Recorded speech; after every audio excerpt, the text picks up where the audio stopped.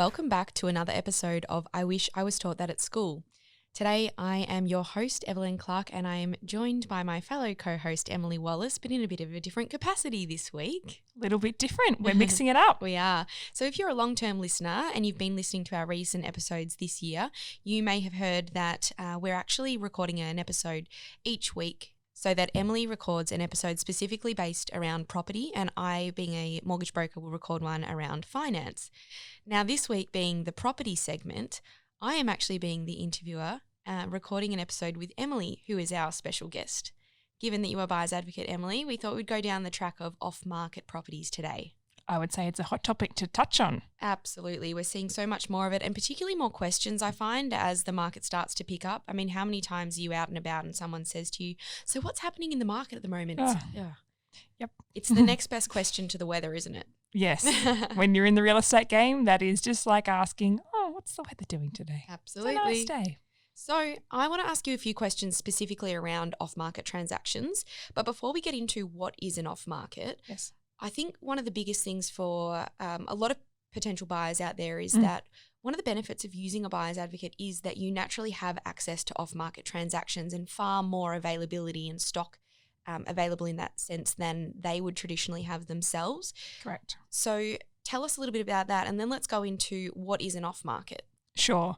So the reason why buyers advocates have so much access to this off-market stock is that we have great relationships with agents. We see agents very frequently, both in person and through our social media streams. It is more likely that we would actually have a potential listing, so a property for them to sell down the track, and therefore the relationships we hold are really important to them, both for our clients and for their potential clients. So that's why we get the access. As to what is an off-market, it's very self-explanatory. It's not on the market. It's not available to general public. It's not sitting on realestate.com or Domain, or even on a agent's homepage on their website. It's strictly off market. Most of the time they come through a text message, an email. I also get them through Instagram and LinkedIn as well. So they're strictly off the market. You wouldn't know about it unless you had a contact who's in the game. Yeah, essentially you couldn't Google it and find that property was available for sale. Correct. And that then leads me on to, why would then someone want to sell a property off market? Great question. And there's so many different reasons as to why. I think one thing that buyers, particularly first home buyers, is the first time they're transacting a property. One thing they misunderstand is it's a very big cost for a vendor to take a property to market. Before they've even guaranteed that property is going to sell, they have to clean it up, maybe give it a facelift, some paint, carpet. They need to style it. Most of the time, 9 times out of 10 properties in Melbourne are styled. That is a huge expense. That's upwards of $5,000 for maybe a 3-bedroom home. As a minimum. As an absolute minimum, with good quality furniture. Then it's paying vendor paid marketing, which is the vendor out of their own pocket has to pay for realestate.com, Domain, all the major sites. Then the sign that goes out the front, like you can see these things start to add up. And this is before you've even opened the door of your open home. Marketing is a huge cost. Sometimes if you bundle that all up, that's, $20,000 in marketing plus. So for someone to not have that outlay, potentially they may not be able to afford that outlay at the time. Maybe they're selling because they're in financial hardship. Marketing isn't an option. So putting it through off market and just paying the agent the commission once they've sold it, because it's guaranteed they can pay them then when they have the money, is a really good option. That's one major reason, and probably one of the largest reasons, I would say. I mean, if you could save $20,000 on marketing, you would, right? Yeah, particularly if you know you had a serious buyer. Correct. Yeah. Another reason that people sell off market is due to privacy. Oh, absolutely. Particularly in nosy neighbourhoods. Maybe they may be going through a divorce, a separation. They just don't want neighbours trekking through their house. They will sell the property off market. Now, it might not be presented that well in that case, but if the buyer can see past that, it's great. It's really, really good access to get in there and look at it with a different set of eyes. And I also think it's just really presents the house as it is. It's not doing it up. Yeah.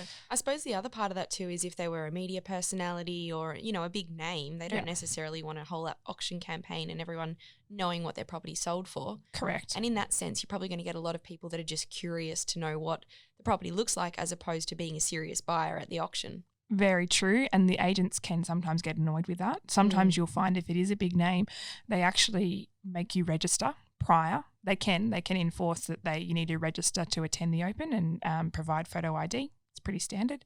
But yes, you're right. It can be that people just nosy, just want to see. So that is another reason. Another reason for going off market is that they may not have been considering selling. I know it sounds really strange, but what you need to understand in the property industry is when a real estate agent gets a really good result for a property in a given street or area, their best marketing tool to go and land some more sales is to go and knock on the doors of people who have similar properties. For example, let's take South Melbourne as an area. South Melbourne, 3-bedroom terrace, sells at auction for 1.6, and the vendor would have been happy with 1.3, and they've made a $300,000 profit on what they thought they were going to get. Monday, Tuesday, Wednesday, they go door knocking to properties that look similar, of a similar nature. They explain the result and they say, look, if we actually had 4 bidders at that auction, 4 bidders for a property that looked exactly like yours, and only one won the auction, there's 3 people who put their hands up to a certain point who have a certain amount of money. If one of them were interested in your property, would you be a seller? And that's how they market those off markets, and they get those off markets. And look, anyone's a seller at the right price. Oh, absolutely. You know, I'd sell my place for the right price, sure. Yeah. You know, how much money are you going to give me? That's right.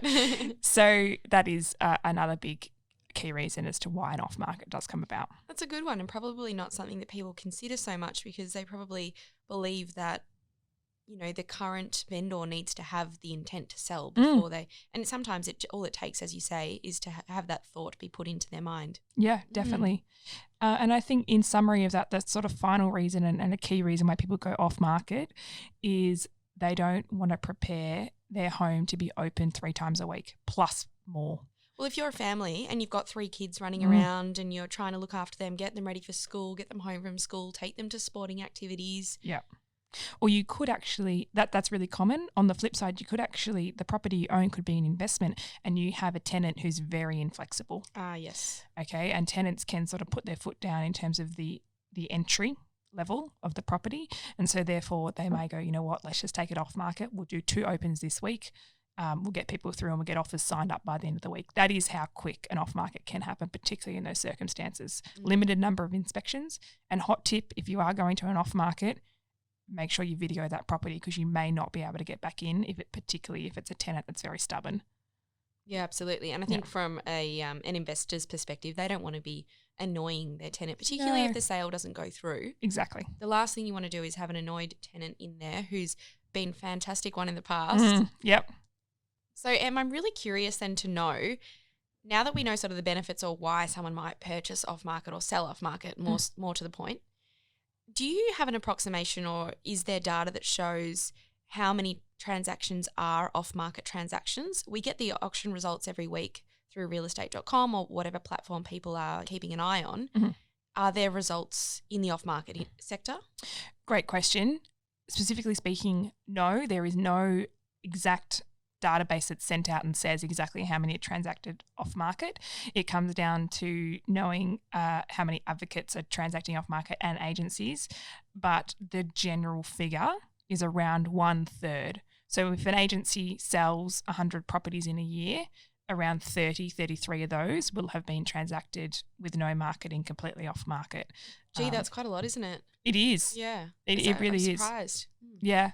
Yep. I suppose that just shows you to people that are potentially buying how much they could be missing out on if they're not looking off market or if they're not engaging an advocate to help source those properties. Correct. And your dream home could be sitting right in front of you and you may not even know. Yeah, absolutely. Which is really tricky. But I guess it pays to sort of have those contacts and be able to extract those off markets where necessary. Yeah, so I guess when someone's looking and they're consistently missing out at auction, or if they've been looking now for 6 months and they're not finding that ideal property, a couple of reasons. They could be way out of the ballpark in terms of their budget and their expectations. Yes. But the other could be that the property that they're looking for it's there, it's just off market. Correct. Yeah. Sometimes even myself as an advocate, I have gone on Google Maps Street View and pinpointed properties that have a certain land size for our clients, and actually given that list to agents to say, hey, have any of you spoken to these neighbours in the last 4 weeks? If so, I've got a buyer for that one. Can you please go and, check? Because they've already got the rapport with the potential vendor. So it is a matter, it's honestly like trying to trek through a maze and finding sometimes the right one that fits their criteria. Fantastic. Is there an ability for consumers to purchase directly off market? So, for example, vendors might not have realised that they were going to sell. Yes. And then that way they end up going into an off market transaction because the agents knocked on their door. Can the reverse almost be true, I suppose, where a purchaser ends up buying off market direct? It can be. However, I think what consumers need to understand is, generally speaking, agents will want to understand what the benefit is for them to help you out. Okay, so what's in it for them? When you're a first-time buyer, you have nothing to sell. So you're not buying and then you're going to sell something within the next 3 months. There's not an immediate transaction. It's a long-term relationship. That can be tricky unless they're just a really genuine person who's seen you at multiple open homes and like, you know what? We know you missed out on this one. Come through this off-market. That can happen if they genuinely want to help somebody. But most of the time, the way that consumers can get access to off markets is if they are looking to sell their house with this said agent, and that agent goes, you know what, I understand you need to buy something and know where you're going. I'll help you find something. Keeping in mind, an agent can only really help them with what they have on their stock list, which can be very limited. Whereas a buyer's agent is the centre point of all agents. All the agents, yeah. It's like a broker to the banks. Correct. Yeah, easy. My other question in relation to that was, I've actually started to see this a fair bit more, and I think perhaps you have as well, is that if a tenant, for example, wants to buy their first home or they're a rent-vestor, and they know that their house is going up for sale, can that potentially be an off-market transaction if they're able to have sort of the first right to purchase? Correct. Even if it's not going up for sale, sometimes you could say that you love the place you live in. And if you're listening to this and you are a tenant, just think about it. If you really like the place you're in and you know all the nooks and crannies in it and you know what's wrong with it, you're buying very informed, there is no harm in seeking out usually what happens is the property manager, 9 times out of 10, they will have a sales arm of that agency as well, and they will be in contact with the sales agent to put something together. It is an off-market deal. It's basically where they will propose, we're willing to put an offer forward. Will our landlord/vendor be happy to sell at this price? And you can buy the property you're renting in, which would be kind of cool if you knew that was a place you wanted to live.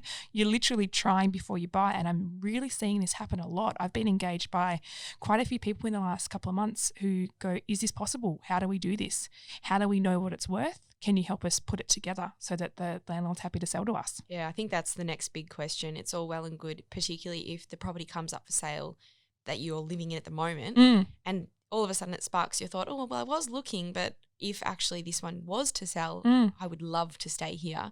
And we hear it all the time. But the next question from that is, how do you know that you're paying the right market value for the property? So the way that you would know, or at least try and figure out the market value of the property you're renting and what offer you're going to put forward, is to do your research. You need to go and inspect properties that are on the market that fit a similar description, and as close to the property that you're intending on placing an offer on as possible. By that I mean same number of bedrooms, bathrooms, car spaces, but most importantly, size. So land size, if you're looking in a house, what's the block size? But for apartments, definitely the size of apartments. The internal square meterage. The internal square meterage 100% plays a massive part in the value of that property, particularly when it comes to older style apartments that are quite large in size. They're very valuable, usually close proximity to the city, as opposed to something that might be a 2-bedroom sort of cookie cutter shoebox looking one. So research is key. And I suppose the other part of that too is definitely location, because you can have two exactly the same looking apartments or houses or townhouses, whatever it might be, but the nature of the location can put a massive impact on the value as well. Very true. And so that's why you kind of need to get a few different options. Also, if you are in an apartment block, go and have a look at the recent sales within that block if you can. Just Google it, see what comes up for the different unit numbers that are in the block, because sometimes that's what the landlord/vendor will base the value of their property on. It's the most comparable is being in the same block. Potentially, if it has the same floor plan, is always helpful. Maybe it was sold, 4 or 6 months ago. That's a good basis to go on as well. Absolutely. Yeah. Emily, can you tell me about how you might actually then go about putting together an offer to purchase a property off market? Because it's obviously different. It's quite different to buying at auction, definitely. Yes. But it's even different to submitting an offer for a property that is on market. So how does that all start? What's the process? So usually what will happen is the agent who is involved, you may be dealing directly with the landlord if you're renting direct from the landlord, but if it is through an agent contact, the agent will want an indication of how much you're willing to pay for the property. Now, generally speaking, the first instance of that will be typed in an email. You'll put an offer together with your purchase price, your settlement date that you'd prefer, and the deposit amount you're willing to put forward if accepted. Now, this is where, at this point in time, you need to seek out a conveyancer or legal practitioner to write you a clause that basically stipulates you are not going to be binding to this agreement until you've had the contract reviewed. There usually isn't any contract in place yet because they're not sure if they're going to sell, if they've got the right price or not. The vendor won't press go on investing money in conveyancing fees on their side until they know they've got a buyer. So you definitely need to seek out, this is beyond an advocate, beyond an agent, and don't let the agent put something in for you. Go and seek independent advice. Can I pause you there? Yes. Just in general terms, when anyone is buying, really hot tip, don't let an agent stipulate things that need to be in the contract because the contract is not written for the purchaser. It is written for the vendor. And I've had it so many times where my poor clients come to me and they haven't had the contract reviewed prior to purchase. This is going a little bit off topic, but still relevant. But still on topic. They haven't had the contract reviewed prior to because the agent's told them this is a standard contract. It's all general terms and conditions. Pretty much all contracts look the same. All you need to do is this or that, etc. And it's to the detriment of the purchaser. Correct. And it's just so important. Like, it's just rule 101 of buying a property. Get the contract reviewed, seek advice from a legal practitioner or seek your conveyancer. own legal advice. Don't go off the advice from the agent or the agent's, the vendor's conveyancer. Correct. So with that in mind, you would usually submit that in an email with that special clause in there around reviewing. And then you're in a bit of a holding pattern. Once they agree and they've written back to the email, we agree, we're happy to transact the property, you're in a bit of a holding pattern until the documents are prepared. And then once you get the documents, and by that I mean a contract of sale and a Section 32 in Victoria, you need to have it reviewed by a conveyancer. And then you can go down the track of actually formalising that offer. So it is a little bit different. It's a bit of a different step, I guess, in the email part of it. Yeah, sort of a two-step process as opposed to just signing the contract of sale or submitting your offer through the contract that's already there in place. Correct. And so, from there, it's a pretty normal transaction for the off-market. And I think the biggest thing that comes from off-market purchases, as you mentioned before, around how do you know if you're overpaying or not overpaying, particularly if you're renting the place you're in, it's very valuable to be buying something you already know what might be wrong with it and what the quirks of the property are. So if it is your dream home and you think you've maybe paid $5,000, $7,000 more than what it was worth, to me personally, as an advocate who helps people buy family homes, that amount is not the greatest in terms of, like, it's a minute quite. Well, do you know one of the things that you're significantly saving on is just things like moving costs? Yeah. And that's more than just the cost of the moving van. It's the time that it takes you to move, all of those other little intricacies that add up. The inconvenience. Yeah, absolutely. Very much so. But even if it is a property that you're not currently living in and it's a true off market that it's been shown to you, just think about the fact that you never would have found it if you didn't have, whether it be an agent or a buyer's advocate or whoever it might have been that introduced you to the property. That in itself is worth its weight in gold, I think. Yeah, absolutely. Just so long as a little bit of a finance clause in here, because it has to be, right? Yeah. Just so long as, even if you are paying what you think maybe a few $1,000s more than the market value, if your valuation comes in short, you do need to cover that shortfall. And I think that's where at that point in time, I mean, whether, and I always say this, whether you're me or someone else, just get some professional help around trying to get a valuation, a market value on that property, because the last thing you want is that valuation to fall short from the bank once you've signed the contract. You would hate to be out of pocket 20, 30K because and you just got a 30-day settlement. I mean, look, unless you're prepared to sell a couple of cars or something. It's got anxiety written all over it. Literally. So for the confidence of knowing that you're not overpaying, and some really professionals who are on the ground transacting daily, weekly, who know what the values are, I think it's a worthwhile investment.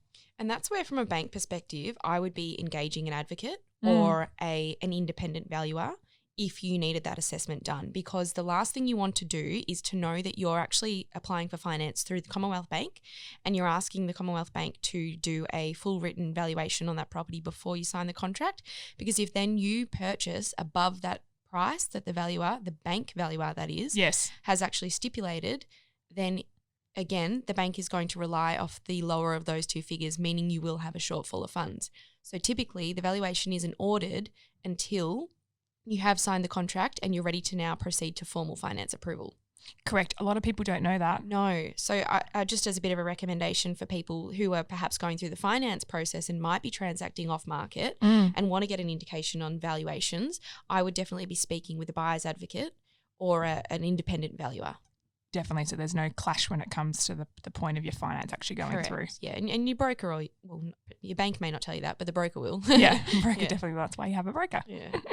Awesome, Em. I think that's been super helpful for anyone, and just even breaking down what an off-market is. Yeah, exactly. I'm still amazed that you think around about a third are transacted. To me, that's a huge number when you think about the amount of properties that go to auction each weekend. Yep. The amount of properties that are being transacted that people don't even know about, that's huge. I can't keep up with the amount of text messages. I've already had 3 this morning. Actually, one just before we came into this recording studio. Yeah. To say, I've got a 2-bedroom in Elwood. Do you have anyone? Like, literally, agents are feeding me off markets, and obviously they're feeding other advocates too. But it's a whole other world out there. It's like a black mark of a property. It is. It's cool. I like it. It's sneaky. So we've come to a segment in the podcast called You've Been Schooled, and I think you're going to school me today, Emily. Yeah, this one is a bit of an interesting one, and it's kind of spooky if it is true. So I found out that there was actually a meeting scheduled on September 11th, the day the Twin Towers were crashed into. 9/11, yeah. Yeah. The Americans have the date a different way. That's why it's confusing. But it does say that the owners of the World Trade Center had scheduled a meeting on the 88th floor that day to discuss what to do in the event of a terrorist attack. They rescheduled the meeting the night before because someone important couldn't attend. That is so I wish spooky. we had a spooky sound effect. God. I think we might have something. Do we have? Oh. That's kind of spooky. So spooky. When I read that, it's the internet is true. a wild place. It could be a reliable source. I'm not sure, but geez, pretty crazy, hey? I don't know. I'd rather just not think about that sort of stuff personally. Yeah, true. It's a bit morbid, but moving on. Anyway, thanks so much for coming on our podcast today, Emily. It was great to interview. Thanks for having me. So next week we'll be bringing you an episode on a finance-related topic, but make sure you stay tuned for our Chalk Talks on a Wednesday afternoon as well. And make sure you follow us on Instagram, people. If you're not already following us, jump on there @with Evelyn and Emily. You get to see behind the scenes and you can see what we get up to in the making of all the podcasts, which I think is pretty cool. Yeah, and some little snippets as to what episodes might be coming out next. And don't forget, if you like this episode, to share it with someone that you think might benefit from hearing about it, particularly if they're a buyer or a seller, and you never know what might happen. Definitely.